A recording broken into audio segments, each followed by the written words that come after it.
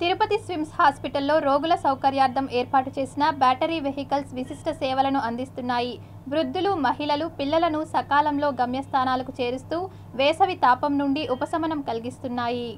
రాయలసీమకే తలమానికంగా ఉన్న స్విమ్స్ ఆసుపత్రికి తిరుపతి, చిత్తూరు, కడప, కర్నూలు, అనంతపురం, నెల్లూరు జిల్లాలకు చెందిన రోగులు వైద్య సేవల నిమిత్తం వస్తుంటారు.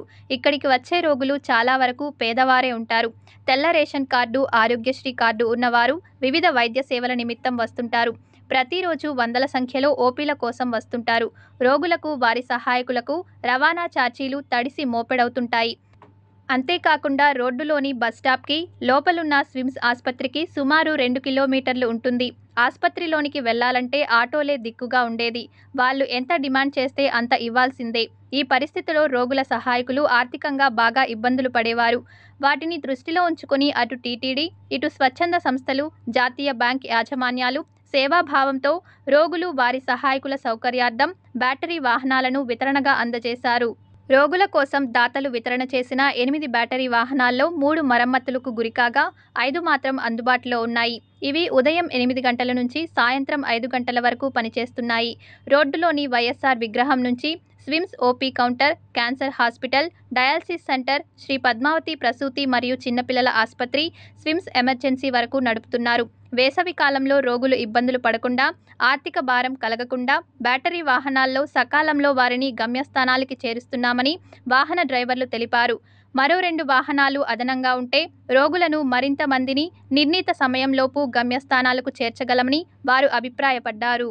డైలీ కూడా పోతున్నాము, వస్తున్నాము. ట్రిపుల్ అని కాకుండా లోడ్ అవుతూనే అందరూ ఫుల్ అవుతూనే పోయి డ్రాప్ చేసి మళ్ళీ రిటర్న్ వచ్చేసి పాయింట్లో పెడుతున్నాము. ఇది మేమైతే సౌకర్యంగా చేస్తున్నాము. జనరల్గా ఒకసారి ఛార్జ్ చేస్తే ఎంత పని చేస్తున్నారు అంటే కిలోమీటర్గా చూస్తే ఒక 30 కిలోమీటర్లు తిరుగుతుంది డైలీ.